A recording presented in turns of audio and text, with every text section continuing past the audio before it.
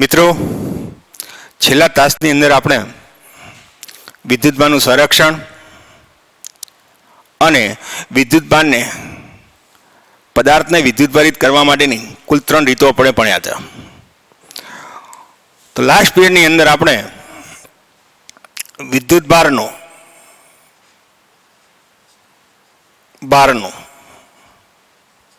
સંરક્ષણ એની અંદર વિદ્યુતભારનો હંમેશા બેઝિક સરવાળો પ્રારંભિક સ્થિતિમાં અને અંતિમ સ્થિતિમાં સમાન જ હોય, જેને આપણે વિદ્યુતભારનું સંરક્ષણ કહીએ છીએ. અને બીજો મુદ્દો ભણ્યા હતા પદાર્થને વીજભારિત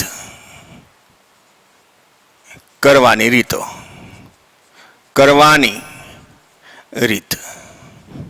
એમાં પહેલી રીત ભણ્યા હતા ઘર્ષણની રીત.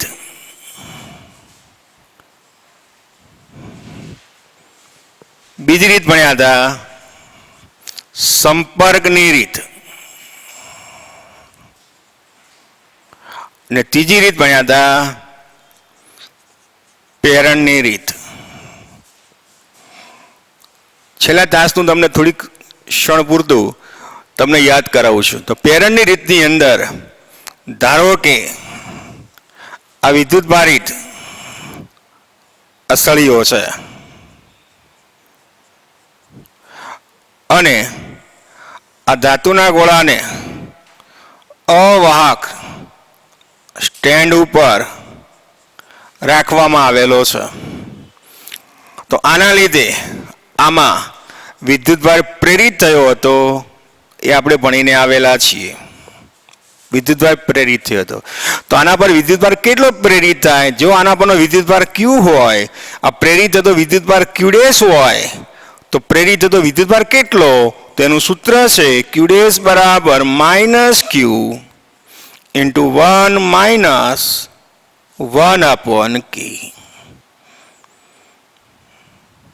જ્યાં k બરાબર ડાઇલેક્ટ્રિક અચળાંક.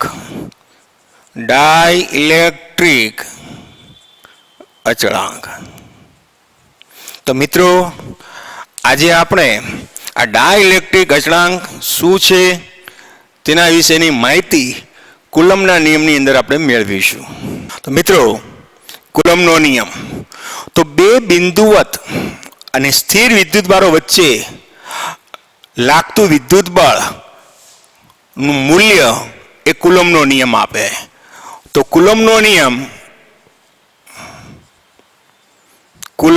નિયમ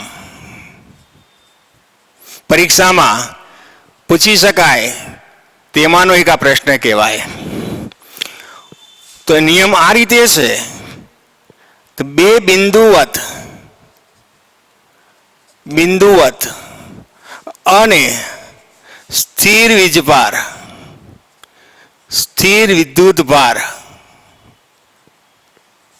વચ્ચે લાગતું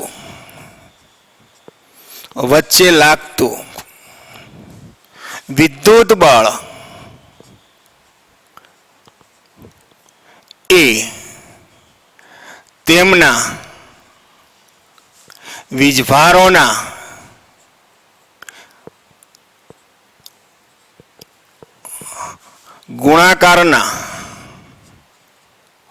ગુણાકારના સમપ્રમાણમાં અને તેમની વચ્ચેના અંતરના વર્ગના વ્યસ્ત પ્રમાણમાં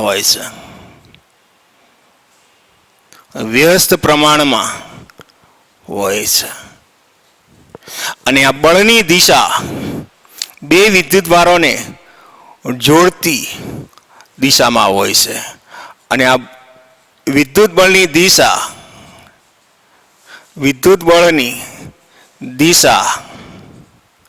આ બંને વીજભારોને જોડતી રેખાની દિશામાં હોય છે. અને આ જે છે એને કુલમ્બનો નિયમ કહેવામાં આવે છે. હવે એને સમજાવવા માટે સમજ જરૂરી સૂત્રો સાથેની સમજ આપી આપણે. ધારો કે એક વિદ્યુતભાર આ Q1 હોય, બીજો વિદ્યુતભાર આ Q2 હોય, બે વિદ્યુતભાર વચ્ચેનું અંતર R હોય, બે વિદ્યુતભાર વચ્ચેનું અંતર R હોય અને બંને વિદ્યુતભારોની વચ્ચે જો શૂન્યાવકાશ હોય, કોઈ માધ્યમ નથી, શૂન્યાવકાશ હોય, તે સ્થિતિની અંદર બે વિદ્યુતભારો વચ્ચે લાગતું બળ નિયમ પ્રમાણે F ચલે છે Q1 Q2 તથા F ચલે છે નિયમ પ્રમાણે 1/r².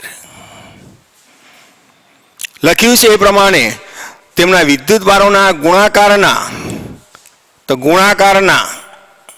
ગુણાકારના સમપ્રમાણમાં અને તેમની વચ્ચેના અંતરના વર્ગના વ્યસ્ત પ્રમાણમાં હોય છે. આપણે બંનેને ભેગું કરી દઈએ તો માટે F ચલે છે Q1 Q2/r². માટે F બરાબર K, देखो K નાનો કરજો, K Q1 Q2/r², જ્યાં K બરાબર કુલંબીય અચળાંક અથવા સમપ્રમાણ અચળાંક છે.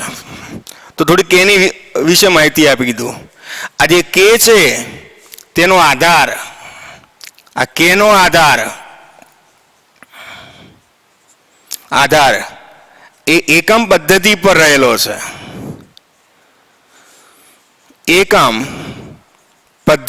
રહેલો છે. અને બીજો આધાર આ બે વિદ્યુતભારો વચ્ચે રાખેલા આ માધ્યમની જાત ઉપર. તો વીજભારોને જે માધ્યમમાં રાખેલ હોય તેની જાત ઉપર રહેલો છે. હવે એકમ પદ્ધતિમાં તો કેનો એકમ પદ્ધતિમાં તો એસઆઈ એકમ પદ્ધતિમાં તેનો એકમ, એસઆઈ પદ્ધતિમાં તેનું મૂલ્ય અને એનો એક મૂલ્ય 8.9875 ગુણાકારમાં 10⁹. એકમ બનાવવા માટેની રીત કે એને કરતા બનાવવાનો તો બળનો એકમ ન્યૂટન. R ને સામે લઈ જશો, R નો એકમ મીટર. અને Q1 ને Q2 નીચે લઈ જશો એટલે Q². આ એસઆઈ એકમ પદ્ધતિમાં આનું મૂલ્ય આ લઈશું. અને CGS એકમ પદ્ધતિમાં કેનું મૂલ્ય એ 1 લઈશું. અને CGSમાં બળનો એકમ ડાઇન સેન્ટીમીટર² પ્રતિ કુલમ્બનો સ્ક્વેર. તો CGSમાં આપણે આ રીતે એકમ લઈશું. વ્યવહારમાં કેનું મૂલ્ય એ 9 ગુણાકારમાં 10⁹ ન્યૂટન મીટર² પ્રતિ કુલમ્બ² લઈશું. વ્યવહારમાં કેનું મૂલ્ય આપણે આ લઈશું. હવે મિત્રો ઘણી વખત ડાઇલેક્ટ્રિક K છે કુલંબીય અચળાંક છે. આ જે કુલંબીય અચળાંક છે, કુલંબીય આ અચળાંક K બરાબર 1/4πε0 લેવામાં આવે છે. લેવામાં આવે છે, જ્યાં એપ્સાયલોન 0 બરાબર શૂન્યાવકાશની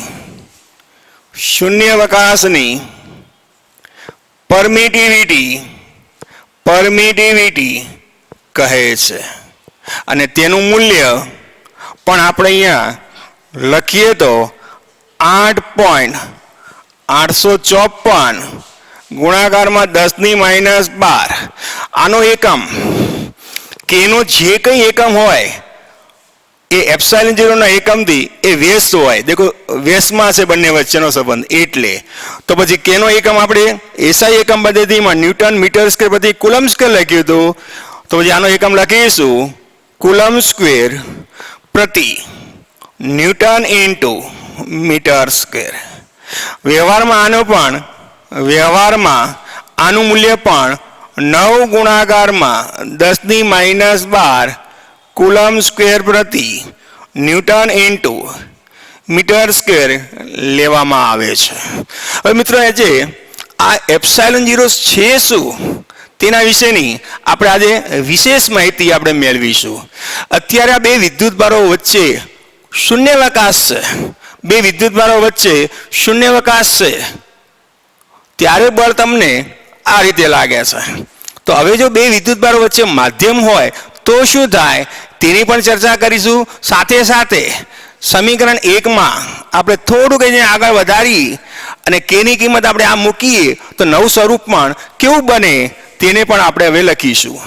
તો સમીકરણ 1 માં કે બરાબર આ કિંમત મૂકીશું.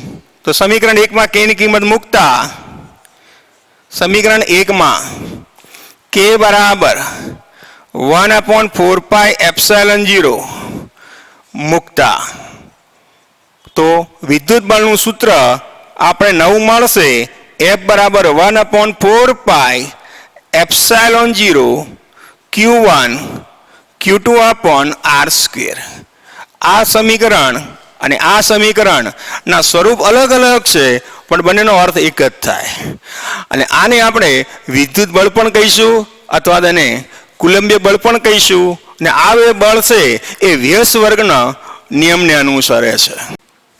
હવે મિત્રો દેખો, બે વિદ્યુતભારો વચ્ચે જો શૂન્યાવકાશ હોય ત્યારે તેમના વચ્ચે લાગતા બળનું સૂત્ર આ બન્યું.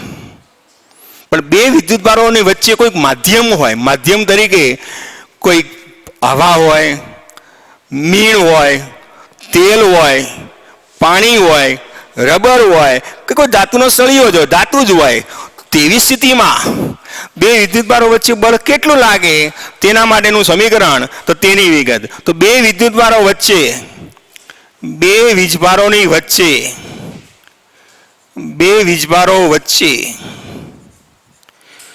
માધ્યમની હાજરી હોય ત્યારે સમીકરણ 2 નીચે પ્રમાણે બને. તો માધ્યમ હાજર હોય તો આ વિદ્યુતભાર Q1 કહીએ, આ વિદ્યુતભાર Q2 કહીએ. અને બે વિદ્યુતભારો વચ્ચે આ માધ્યમ હાજર છે.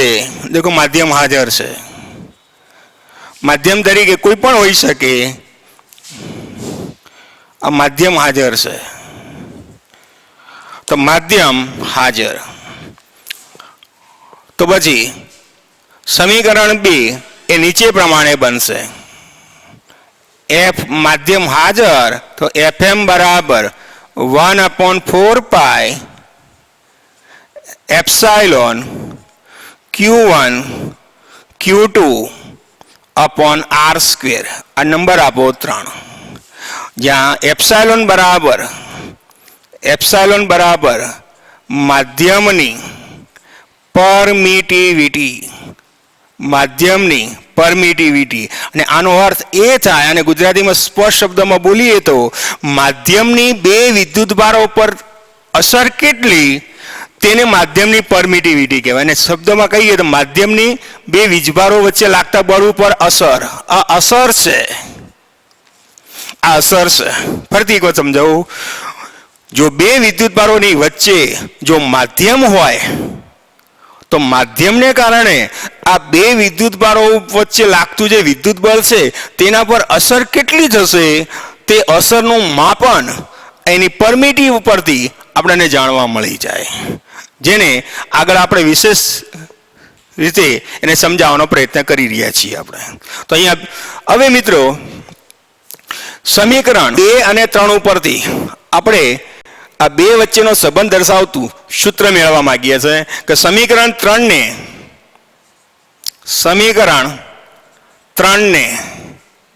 સમીકરણ 2 વડે ભાગવામાં આવે તો FM ભાગાકારમાં F એટલે શૂન્યાવકાશમાં લાગતું બળ બરાબર 1/4 pi epsilon Q1 Q2 upon R square.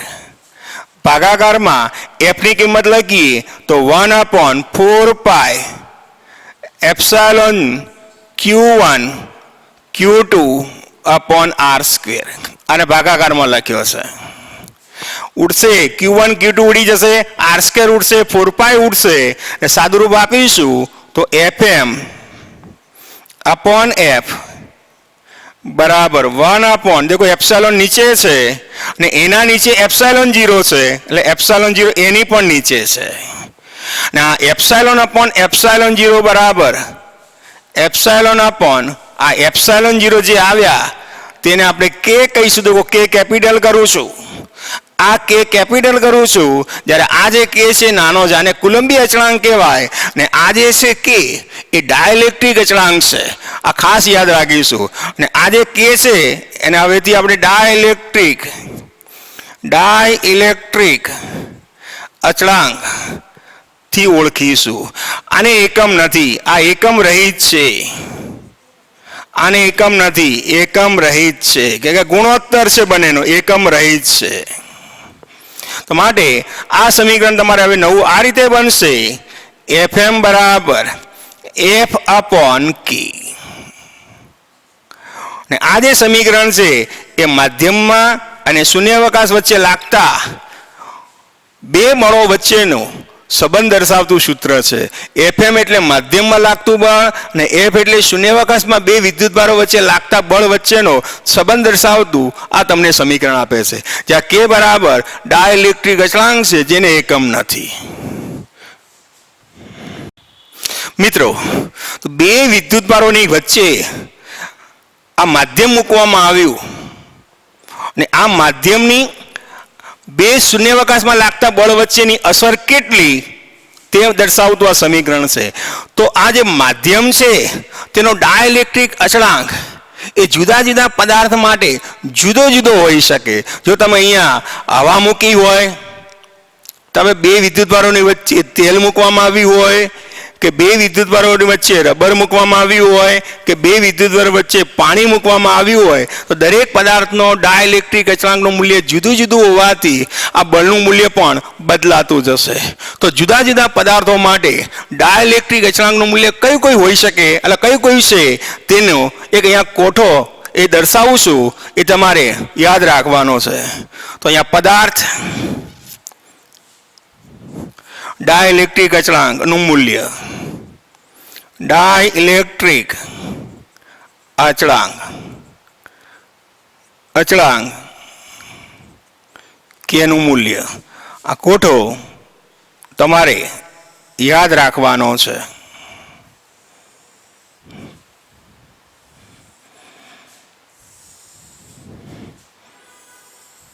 કોઠો યાદ રાખવાનો. પહેલા પદાર્થ તરીકે હવા છે. હવા માટે કેનું મૂલ્ય 1.0003 છે, આને એકમ ના હોય. ત્યારબાદ પેરાફિન મીણ માટે, પેરાફિન આ મીણ માટે કેનું મૂલ્ય અહીંયા 2.1 છે. ત્યારબાદ રબર માટે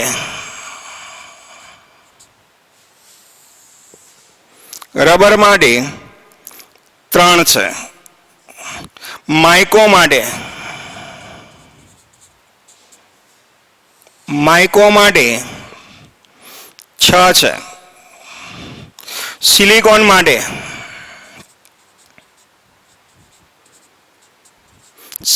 માટે એ 12 છે. અને ધાતુ માટે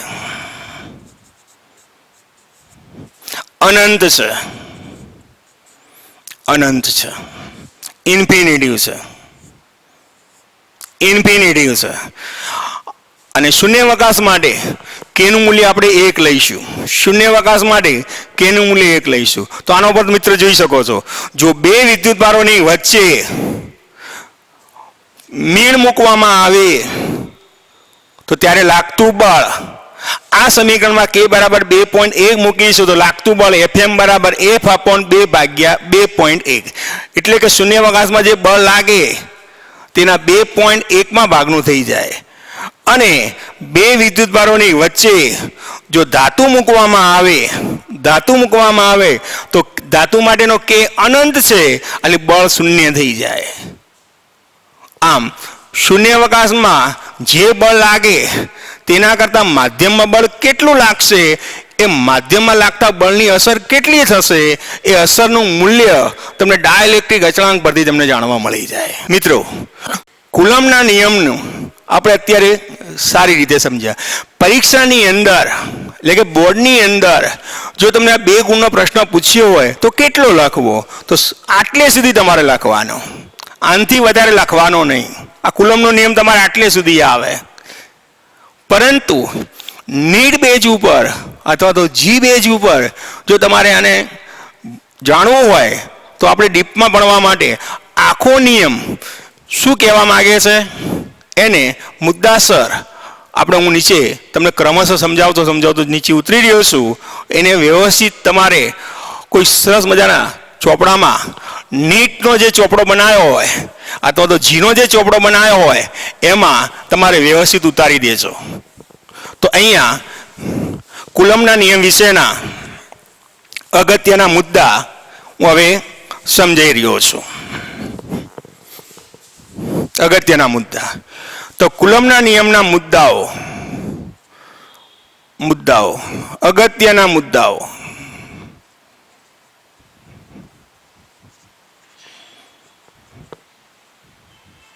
તો પહેલો મુદ્દો,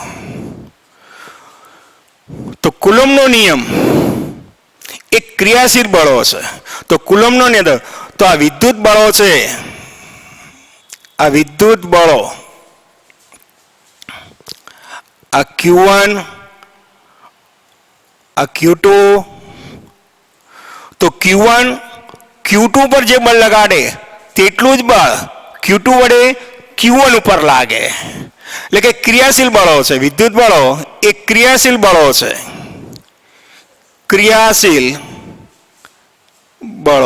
એકબીજા ઉપર લગાડે છે. Q1 Q2 પર જેટલું લગાડે, ધારો કે Q1 વડે Q2 પર લાગતું બળ F21 હોય અને Q2 વડે Q1 પર લાગતું બળ F12 હોય, તો પછી આ બંને બળોના મૂલ્ય સરખા હોય અને પરસ્પર વિરુદ્ધ હોય. એટલે કે આ F12 અને F21 ના મૂલ્યો સરખા હોય પરસ્પર વિરુદ્ધ હોય, આથી તેમનો ગુણોત્તર એ 1:1 થાય. તો પહેલો મુદ્દો કુલમ્બના નિયમ પરથી વિદ્યુત બળ અથવા તો કુલમ્બીય બળ માટેનો પહેલો મુદ્દો. તો બંને વિદ્યુતભારો એકબીજા ઉપર બળ લગાડે અને એ બળોના મૂલ્ય સરખા હોય અને પરસ્પર વિરુદ્ધ હોય. જો આને સદિશ સ્વરૂપમાં લખવામાં આવે, સદિશ સ્વરૂપમાં દર્શાવતા, તો આ બંને બળોના મૂલ્ય સરખા હોય પણ દિશા પરસ્પર વિરુદ્ધ હોવાથી F12 બરાબર -F21. ત્રીજો મુદ્દો, કુલમ્બનો નિયમ એ વ્યસ્ત વર્ગનો નિયમ છે.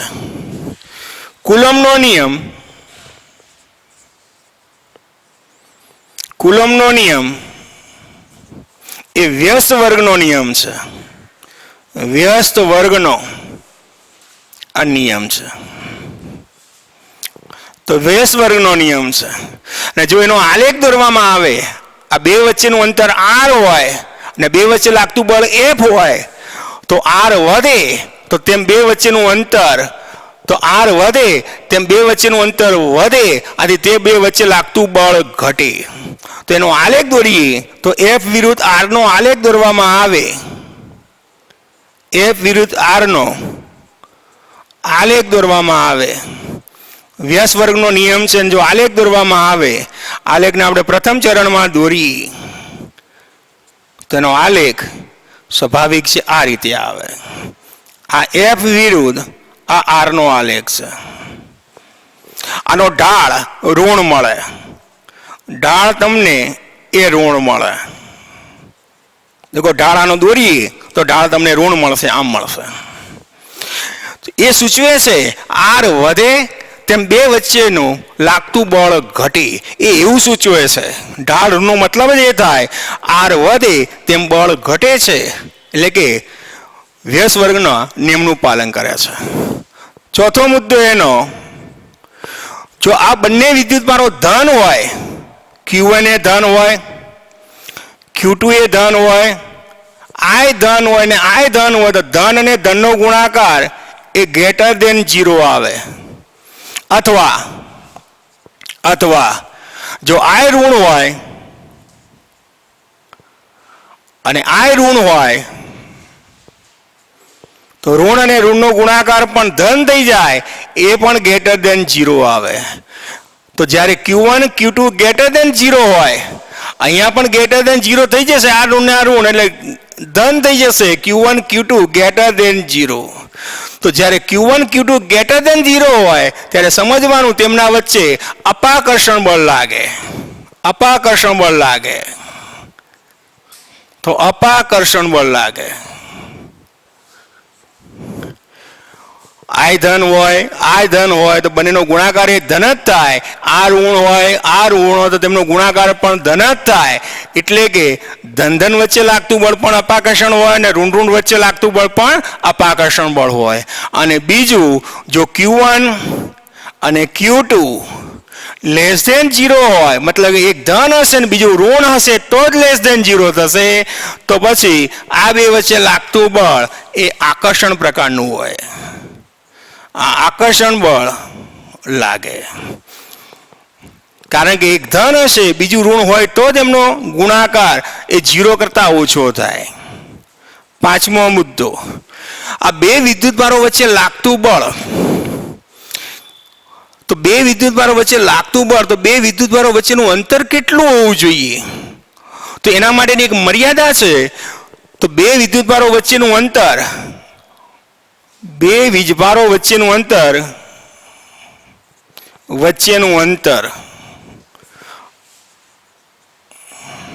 10⁻⁻15 મીટર કરતા વધારે હોવું જોઈએ.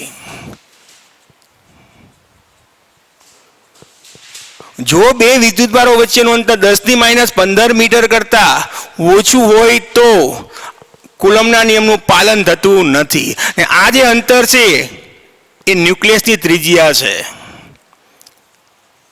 આ ન્યુક્લિયસની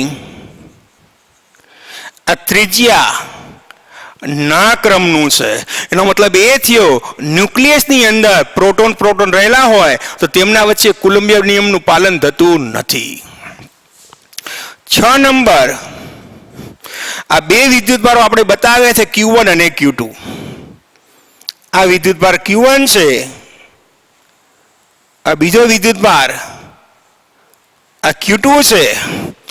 તો Q1 વડે Q2 પર લાગતું બળ ધારો કે F છે. Q2 વડે Q1 પર લાગતું બળ પણ F જ હોય. F જ હોય, બદલાય નહીં.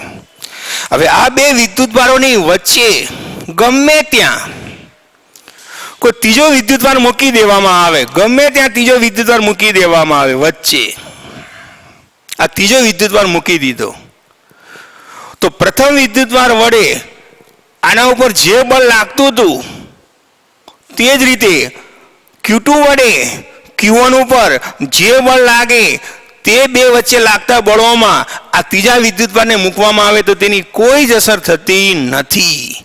એટલે કે આ ત્રીજા વિદ્યુતભારને આ બે વિદ્યુતભાર વચ્ચે લાગતા બળ ઉપર કોઈ અસર થતી ન હોવાથી કુલમ્બનો નિયમ વિદ્યુત બળ એ ટુ બોડી ફોર્સ છે. ટુ બોડી ફોર્સ છે. ટુ બોડી ફોર્સ ફરીથી એક વાર સમજાવું છું. Q1 અને Q2 એકબીજા ઉપર બળ જે લગાડે તે બળના મૂલ્ય સરખા અને પરસ્પર વિરુદ્ધ હોય. હવે આ બે વિદ્યુતભારોની વચ્ચે કોઈ ત્રીજો વિદ્યુતભાર મૂકી દેવામાં આવે તો પછી F અને Q2 પર લાગતું બળ F ના ઉપર આ Q ની કોઈ અસર થતી નથી. એટલે કે ટુ બોડી ફોર્સ છે. તો વિદ્યુત બળ અથવા તો કુલંબીય બળ એ ટુ બોડી ફોર્સ છે. મિત્રો, જો બે વિદ્યુતભારોની વચ્ચે આ વિદ્યુતભાર Q1 હોય, આ વિદ્યુતભાર Q2 હોય, અને બે વિદ્યુતભારોની વચ્ચે તો ડાઇલેક્ટ્રિક અચળાંક મૂકી દીધો છે. આ ડાઇલેક્ટ્રિક અચળાંક મૂકવામાં આવે. ડાઇલેક્ટ્રિક અચળાંક ધારો કે બે વિદ્યુતભારોનો ડાઇલેક્ટ્રિક અચળાંક આ જે પદાર્થ મૂક્યો હોય તેનો ડાઇલેક્ટ્રિક અચળાંક કે હોય, તેનો ડાઇલેક્ટ્રિક અચળાંક કે હોય તો શૂન્યાવકાશમાં જે બળ લાગે, બે વિદ્યુતભારોને શૂન્યાવકાશમાં મૂક્યું હોય, શૂન્યાવકાશમાં બળ આપણે એને FA કહીએ તો FA બરાબર 1/4πε0 Q1 Q2/r². અને જો બે વિદ્યુતભારો વચ્ચે કોઈ માધ્યમ મૂકેલું હોય, માધ્યમ, ત્યારે લાગતું બળ અને આપણે FM કહીએ તો એના માટેનું સૂત્ર 1/4πε Q1 Q2/r². અને આ બંને સમીકરણનો આપણે ઉપયોગ કરી અને એમનો ગુણોત્તર લઈએ તો એ સમીકરણ તમારું આ રીતે બનશે. FM બરાબર F/K ε/ε0 માટે FM બરાબર F/K, જ્યાં K બરાબર ડાઇલેક્ટ્રિક અચળાંક. 8મો મુદ્દો. હવે બે વિદ્યુતભારોની વચ્ચે સમગ્ર ભાગની અંદર ડાઇલેક્ટ્રિક પદાર્થ મૂકવામાં આવેલો નથી, પરંતુ થોડાક ભાગમાં ડાઇલેક્ટ્રિક પદાર્થ મૂકેલો છે. ધારો કે આ વિદ્યુતભાર Q1 હોય, આ વિદ્યુતભાર Q2 હોય અને આટલા જ ભાગની અંદર ડાઇલેક્ટ્રિક પદાર્થ મૂકેલો છે. આટલા જ ભાગમાં આ ડાઇલેક્ટ્રિક પદાર્થ મૂકેલો છે. આ ડાઇલેક્ટ્રિક પદાર્થ અને આટલા ભાગમાં શૂન્યાવકાશ છે. બે વિદ્યુતભારો વચ્ચેનું અંતર r હોય, આ બે વિદ્યુતભારો છે તેમના વચ્ચેનું અંતર r હોય અને આ માધ્યમ છે તેની લંબાઈ ધારો કે t હોય તો હવે આ બે વિદ્યુતભારો વચ્ચે લાગતું બળ કેટલું તો તેના માટેનું સૂત્ર આપણે યાદ કરીશું, આગળ જતા કામમાં આવશે. તો FM બરાબર K Q1 Q2 divided by R minus T વત્તા T into વર્ગમૂળમાં K નો સ્ક્વેર. આગળ જતા મિત્રો આ સમીકરણનો ખૂબ જ ઉપયોગ કરવાનો છે અને સાબિત પણ આપણે આગળ જતા કરીશું. તો મિત્રો, કુલમ્બના નિયમના ફરીથી આ બધા મુદ્દાને એકવાર રિવાઇઝ કરી દઈએ. તો કુલમ્બનો નિયમ એક ક્રિયાશીલ Q1 Q2 પર બળ લગાડે, Q2 Q1 પર બળ લગાડે, એટલે કે આ બંને બળો સરખા અને પરસ્પર વિરુદ્ધ હોય. અને Q1 ઉપર જે બળ લાગે તેટલા જ મૂલ્યનું Q2 ઉપર Q1 ઉપર લાગે, એટલે કે બંને બળોના ગુણોત્તર લેવામાં આવે તો ગુણોત્તર તમને 1:1 મળે. બીજું, જો આ બંને બળોને સદિશ સ્વરૂપમાં લખવામાં આવે તો સદિશ સ્વરૂપમાં આ રીતે લખી શકાય, એટલે કે બંને બળો સરખા છે અને પરસ્પર વિરુદ્ધ દિશાના છે. અર્થાત કુલમ્બનો નિયમ એ ન્યૂટનના ગતિના ત્રીજા નિયમનું પાલન કરે છે તેમ કહો તો પણ કોઈ ખોટું નથી. ત્રીજો મુદ્દો, કુલમ્બનો નિયમ એ વ્યસ્ત વર્ગનો નિયમ છે અને વ્યસ્ત વર્ગના નિયમમાં આલેખ F વિરુદ્ધ R નો આલેખ દોરવામાં આવે તો એ આલેખ તમને આવો મળે. આનો ઢાળ ઋણ હોય એ એવું સૂચવે છે R વધે તેમ તે બે વચ્ચે લાગતું બળ ઘટે. જો Q1 અને Q2 ગ્રેટર ધેન 0 હોય તો મતલબ એ થયો કે તેમના વચ્ચે અપાકર્ષણ બળ લાગે, અને Q1 Q2 લેસ ધેન 0 હોય તો તેમના વચ્ચે આકર્ષણ બળ લાગે. બે વિદ્યુતભારો વચ્ચે કેટલું અંતર હોવું જોઈએ જેથી કુલમ્બના નિયમનું પાલન થાય? તો બે વિદ્યુતભારો વચ્ચે લાગતું બળ માટેનું અંતર એ 10⁻15 મીટર કરતાં વધારે હોવું જોઈએ. જો આનાથી ઓછું અંતર હોય તો કુલમ્બના નિયમનું પાલન થતું નથી. ત્યારબાદ જો બે વિદ્યુતભારોની વચ્ચે કોઈ ત્રીજો વિદ્યુતભાર મૂકી દેવામાં આવે તો બે વિદ્યુતભારો વચ્ચે લાગતું જે બળ હોય તે બળ ઉપર આ ત્રીજા વિદ્યુતભારની કોઈ અસર થતી નથી. એનો મતલબ એ થયો કે કુલમ્બનો નિયમ એ ટુ બોડી ફોર્સ છે. બે વિદ્યુતભારો વચ્ચે જો શૂન્યાવકાશ હોય ત્યારે લાગતું બળ તમને આ મળે, પરંતુ બે વિદ્યુતભાર વચ્ચે કોઈ માધ્યમ મૂકવામાં આવે ત્યારે લાગતું બળ. તો આ બળ અને શૂન્યાવકાશમાં લાગતું બળ બંનેનો ગુણોત્તર લઈને સાદુરૂપ આપવામાં આવે તો તે તમને આ મળશે. આના પણ MCQ તમને આગળ જતા જોવા મળશે. ત્યારબાદ જો બે વિદ્યુતભારો વચ્ચે સમગ્ર વિદ્યુતભારોની વચ્ચે ડાઇલેક્ટ્રિક પદાર્થ ભરેલો ના હોય તો તેમના વચ્ચે લાગતા બળ માટેનું સૂત્ર એ આ રીતે બનશે, જ્યાં R બરાબર Q1 અને Q2 વચ્ચેનું અંતર છે, જ્યારે T છે એ માધ્યમનું અંતર છે. માધ્યમ કેટલા વિસ્તારમાં ભરેલો છે તેની જાડાઈ છે. તો પછી આ સમીકરણ બનશે Fm બરાબર K Q1 Q2 upon R minus T વત્તા T ઇન્ટુ વર્ગમૂળમાં K નો વર્ગ. આ K એટલે કુલંબી અચળાંક છે, આ K એટલે ડાઇલેક્ટ્રિક અચળાંક છે. આ K ધ્યાન રાખજો, એક K નાનો કરું છું, બીજો K હું કેપિટલ કરું છું. આ ખાસ ધ્યાન રાખજો, આ K માં ભૂલ કરતા નહીં. આ કેપિટલ K છે અને સ્મોલ K છે. તો સ્મોલ K એટલે કુલંબીય અચળાંક અને કેપિટલ K એટલે ડાઇલેક્ટ્રિક અચળાંક. મિત્રો, હજુ આના મુદ્દામાંના 9મો મુદ્દો, તો કુલમ્બના નિયમની મર્યાદામાં અથવા તો મુદ્દામાં 9મો મુદ્દો, આ બંને વિદ્યુતભારો સ્થિર હોવા જોઈએ અને બિંદુવત હોવા જોઈએ. આ બંને વિદ્યુતભારો સ્થિર હોવા જોઈએ અને બિંદુવત હોવા જોઈએ. આ સ્થિર હોવા જોઈએ અને બિંદુવત હોવા જોઈએ. બિંદુવત હોવા જોઈએ તો જ કુલમ્બના નિયમનું પાલન થાય. 9મો મુદ્દો, આને વ્યવસ્થિત સમજાવીએ તો આ રીતે બને. 9મો મુદ્દો. 10મો મુદ્દો મિત્ર આવ્યા. હવે આપણે ધારો કે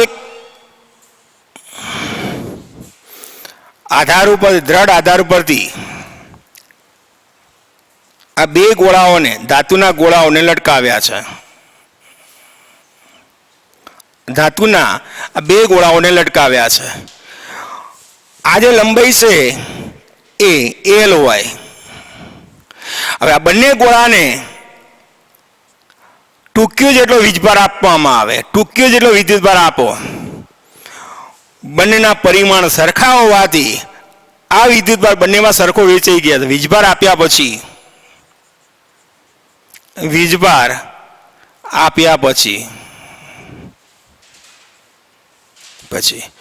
આ વિદ્યુતભાર બંનેમાં આ રીતે વેચાઈ જશે. તો બંને ગોળાઓ ગુરુત્વ મુક્ત અવકાશની અંદર ગુરુત્વ મુક્ત અવકાશની અંદર ગુરુત્વાકર્ષણ બળ લાગતું નથી તેવા અવકાશની અંદર આ બંને ગોળાઓ વચ્ચે અપાકર્ષણ બળ લાગવાથી આ વિદ્યુતભાર બંનેમાં અડધો અડધો વેચાઈ જશે અને બંને વચ્ચે અપાકર્ષણ બળ લાગવાથી આ બંને ગોળાઓ આ રીતે બની જશે.